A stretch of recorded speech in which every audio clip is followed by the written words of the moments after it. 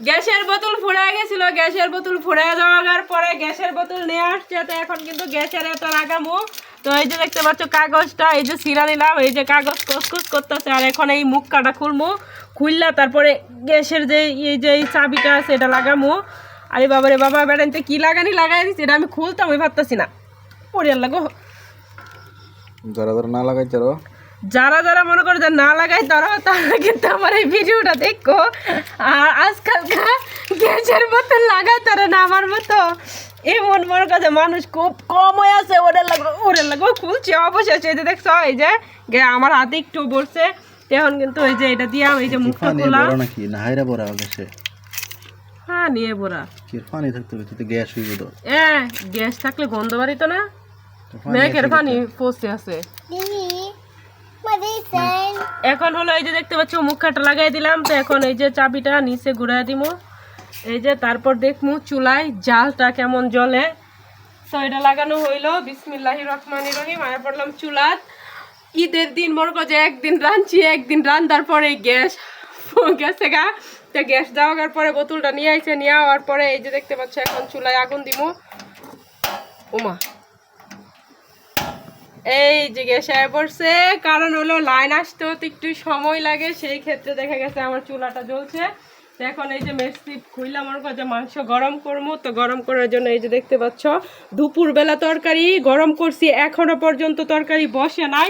আর কি রকম গরম পড়ছে এটা একটু তরকারি দেখায় বোঝা যায় যে আজকালকার গরমটা কেমন। সবাই একটু কমেন্টে লেখা যায় ও যে যেন বৃষ্টি আসে, বৃষ্টি আইলে তাহলে যে কুরবানির যে গোস্তগুলো আছে এইগুলো মনে করো যে মানুষে খাইয়া তৃপ্তি পাইব। আর এই গরম থাকলে কুরবানির গোস্ত খাওয়া যাইব না, তাহলে সব গোস্ত মনে করো যে ফ্রিজে লোড করতে হইব। কারণ কি জানো, এই গরমে মানুষে কইব গোস্ত খাইতে পারি না, খাইয়া গরম লাগে বেশি, তারপর আবার কারোর পেট খারাপ হয়ে যাব, কারোর আবার ডায়রিয়া ছুটে যাইব। আমি কই মানুষের বাড়ি যদি গোস ফুরায় জায়গা অত তো আমার বাড়ি গোস ফুরাইতে গোস থাকতো না। কারণ হচ্ছে তোর যেই দাঁত আর তোর যেই পেট, তুমি ভুল কইছো, ভুল কইছো। তোর দাঁতে হওয়ার সমস্যা হইতো না, পেট হওয়ার সমস্যা হইতো না। আন্তাজি কথা কই আলাম না, এটা মানুষের বাড়িতে ইমন হইতারে, আমার বাড়িতে ইমন হইতো না। তুমি ভুল কইছো, কইলা হইলে যে মানুষের বাড়ি যদি গোস থায় ফ্রিজে ভর্তি থায় মানুষের বাড়ি থাকবো, কিন্তু আমার বাড়ি থাকতো না। তোর যে বাগির দাঁত আছে দাঁত দিয়া আর তোর পেটে ওই সইব, এটাই তো কইতে চাইছিল নাকি? মাশাআল্লাহ, আলহামদুলিল্লাহ। তোমরা সবাই দোয়া করবা। কুরবানি দিছি মন থেকে, খাওয়ার জন্য কুরবানি দিছি। এটা মনে করো যে ফালাই দেওয়ার জন্য কুরবানি দেই নাই। আর হালাল টাকা দিয়ে কুরবানি দিছি, খাবো তো আবার পেট খারাপ করবো কেন? যদি অসৎ পথে টাকা দিয়ে কুরবানি জবাই করে দিতাম তাহলে মনে করো যে এটা মানে নষ্ট হয়ে যেত, পেট খারাপ করতো আর খারাপ লাগতো। তো আমি হালাল টাকা দিয়া কুরবানি দিছি, তো এটা মনে করো যে নষ্ট হওয়ার কোনো, এই যে দেখতে পাচ্ছ তরকারিটা লাড়া দিচ্ছি এখন। এমন গরম তরকারিটা বসে নাই, তারপরেও কিন্তু আমি, আর এই জায়গায় দেখো তরকারিটা অনেক বড় একটা রসুন দিছি,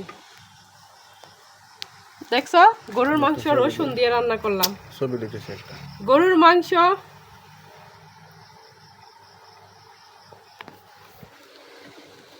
আর এই জায়গায় দেখো আরেকটা পাতিলা আছে, এই যে গরুর গোস্ত, এটা কিন্তু একটু বসে গেছে কারণ এটা কিন্তু ভাজা ভাজা করবো, তো এটাতে এত নাই।